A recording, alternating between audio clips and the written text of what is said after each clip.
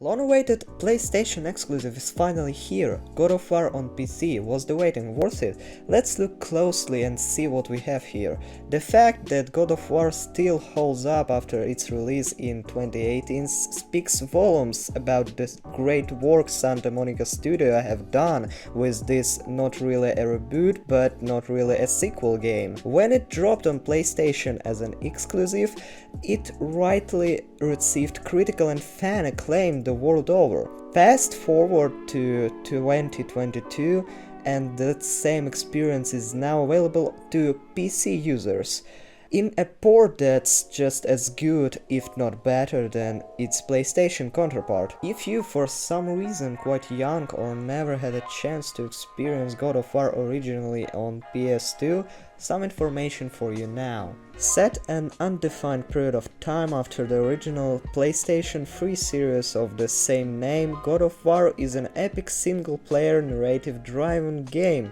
testing the limits of both Kratos and his son Atreus through every part of this stunningly realized world. And what a world it is too! Breathtaking visual and lighting effects help immerse you in every part of this stunning landscape, and combined with the refined, evolving gameplay system, make it a worthy rival to PC this year. Even as early as the opening credits sequence, where the menu screen seamlessly transitions from a static shot of desolate forest to Kratos chopping a tree down in a cutscene, this is a game of sheer beauty. On PlayStation it looked fantastic when it released, and still stands up to this day. On a powerful PC rig, the graphics are pushed even further, with textures that's much more sleek and the frame rate pushed to incredible haze. While this is still the same exact game, even those who have played before should check this out again on PC, if they have the hardware, as the increased graphical fidelity makes it that much more satisfying to play through. The first glimpse at just how impressive God of War is comes moments after selecting New Game on the main menu. A seamless transition from a static shot of a desolate forest shrouded in fog cuts back to show Kratos chopping a tree down. While you marvel at the staggering detail put into landscape and character models, it's easy to become distracted and forget to press X, as it feels more like in an in-game cutscene than a playable moment. The story isn't quite that simple, and around the midway point, just when it seems like you're gaining headway on this mission, the story shifts slightly from this initial goal to something more epic and treacherous, complete with well-timed and often surprising plot developments. Atreus and Kratos constantly grow throughout their adventure together, with dialogue shifting between cold and callous to warm and understanding over the hours spent trekking these beautiful worlds. Not only that, Atreus starts to grow snarkier, with more quips and backhanded compliments thrown towards his father. Interestingly, this works in tandem to the boy's abilities, which grow to become much more useful as the game progresses. In many ways, their relationship bears some resemblance to Joel and Ellie from The Last of Us, Joel playing the chiseled, cold father figure while the daughter enthusiastically and naively thinks of ways to brighten up their relationship. Strikes more than a few similarities to God of War, and you may find yourself drawing the same comparisons too. The opening hours are incredibly linear, with the basic combat system consisting of a few simple button presses as you begin your journey. Once you get past this initial slow period, though, God of War opens up in the best possible way after one of the most memorable boss fights in the game, while the main structure of God of War remains following a linear path to the main objective. A wealth of options open up that allow for a much more versatile and rewarding experience. The world is still linear to traverse though, which may not be to everyone's taste, but it does allow for a lot more environmental details to shine through. Defeating enemies and completing quests, both main and side, grant you experience points that in turns allows you to level up your character. This leveling works twofold. You get access to better weaponry and armor, along with more skills and abilities to use in combat. It pays to smash the various vases, wooden crates and anything else lying around too, with hex silver, the currency used in game, able to be used at various vendors across the world to buy better weapons and armor as well as items for Atreus. The skills range from simple combos to extra damage done with axe throwing, through to game-changing moves.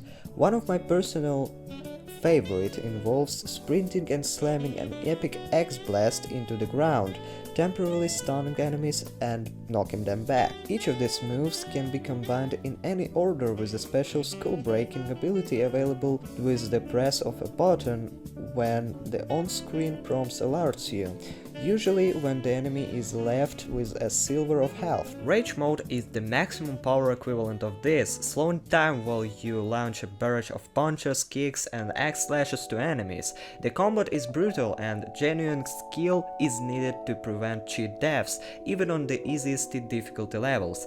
Dodging and accurate axe throwing helps here too, with the latter incredibly adept at dealing with onslaughts of enemies rushing on your position. The variety in combat and skills is some of the reason God of War works so well. What begins as a seemingly basic and almost button mashing experience evolves slowly into a deeply refined, intelligent combat system with multiple moves and skills to share things up. As a personal recommendation, I would say to use a controller while playing this, as the controls flow that much more smoothly compared to using a keyboard, especially the combat, which can be a bit finicky using a keyboard and mouse. Visually, God of War is absolutely stunning and easily one of the most polished PC experiences out there right now. Snow crumbles and cracks realistically as you walk through knee-high clumps. Trees rustle and blow from gusts of wind, and the draw distance is insanely good, especially if you have the hardware to crank this up to its highest level. Likewise, the various worlds feel alien yet familiar enough to feel like real places. Flora and fauna make sense in these lands, and part of the joy with playing this game comes from exploring and experiencing the various different imaginative landscape. Of course, to reveal too much more about the various worlds and what happens in this game would be bordering on spoiler territory. Yes, I know the game has been out since 2018, but for those avid PC gamers that have steered away from story bits pertaining to Kratos' journey, I'm not about to spoil them here.